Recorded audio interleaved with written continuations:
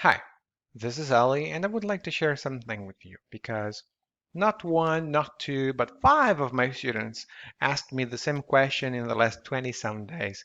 And what's the difference between este and esse in Portuguese?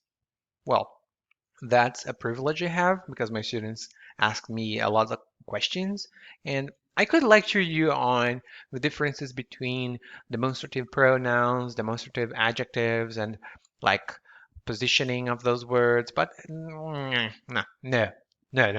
I would like to give you three situations for you to think. Hmm? The first situation is this. You're talking to a friend, maybe on Facebook, maybe on Twitter, and then she's sharing the news, and you were like, "What? I can't believe that," because your friend just told you that she's going to get married. You get so happy and you say, "Wow, this is great." And this is the word you use.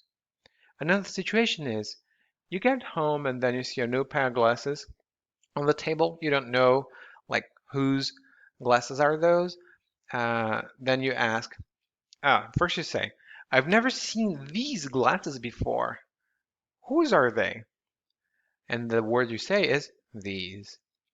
And this third situation is you're talking to a friend and then you want to talk some sense into his head and then you say, hey, all I have to say is this. If you do what you were saying you were going to do, you're going to have trouble. And then you said, all I'm going to say is this. This is the word you use. And what in English you use this, when in English you use just this word this, in Portuguese you have two different words, kind of, to express the same thing. Actually, you have more words, but we'll look into that. Because I want to take away from this short lesson that este has this closeness or proximity, this kind of um, maybe theoretical, emotional, or even physical closeness attached to it, this idea. As this girl here is saying, que pássaro é este? The bird is close to her, and she asks, que pássaro é este? And this is the first situation where you should use este, when you're talking about something that's close to you. Examples are, de quem são estes óculos em cima da mesa? De quem são estes óculos em cima da mesa? Este é o meu amigo, Pedro. Este é o meu amigo, Pedro. The intonation of the second sentence might change too, depending on the meaning you have. But este é o meu amigo Pedro is one of the sentences. Okay? Second situation is when you're talking about the present. Este ano tem sido terrível para os negócios. Este ano tem sido terrível para os negócios. Este mês tem muitos feriados. Não acho que vai ser bom para os negócios. Este mês tem muitos feriados. Não acho que vai ser bom para os negócios. Again, you're talking about the present, like the period, the present period you are in. And the third situation you would use it is when you're talking, or actually when you want to emphasize something you're about to say. Let's take a look at the examples. O único problema que vejo é este. Não podemos viajar. O único problema que vejo é este. Não podemos viajar. Se eu tenho uma recomendação, é esta. Estude todos os dias e vai aprender muito mais. Se eu tenho uma recomendação, é esta. Estude todos os dias e vai aprender muito mais. Now, next up is esse. And just imagine you're very, very hungry. Then your friend is talking to you and then, whoop, she has cake. And then you're like, you want some, but you don't want to be rude and say, give it to me. You just ask, vai comer todo esse bolo aí? Vai comer todo esse bolo aí? And esse has this distance from you, theoretical, emotional, or physical. Let's take a look at some examples. Esse is used when you talk about something that's close to the other person you're talking to, but not close to you. It has to be close to the other person. For example, você vai comer todo esse bolo? Você vai comer todo esse bolo?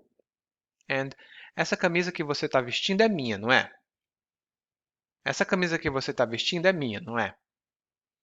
And you've probably noticed the presence of this little asterisk. I have a friend who says asterisk. I really like it.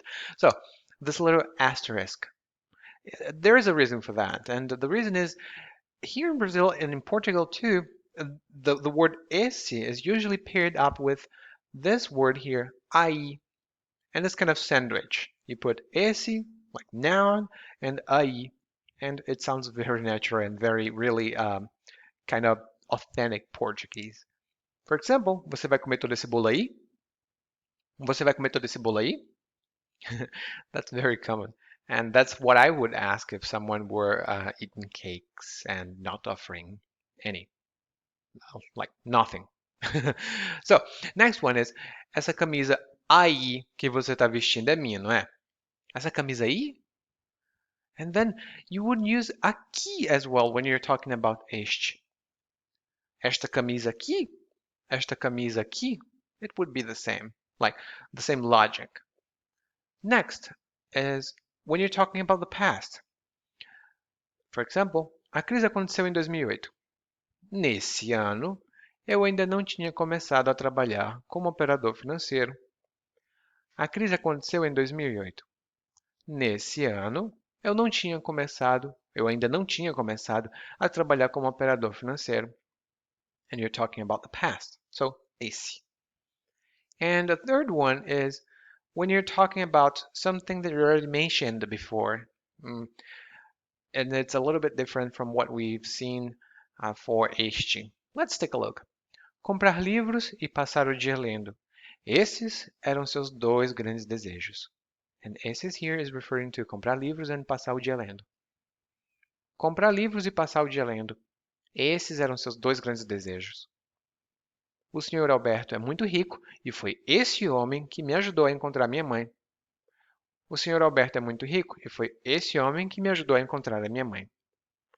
And if you reverse, like the first sentence here, we have comprar livros e passar o dia lendo. Esses eram seus dois grandes desejos.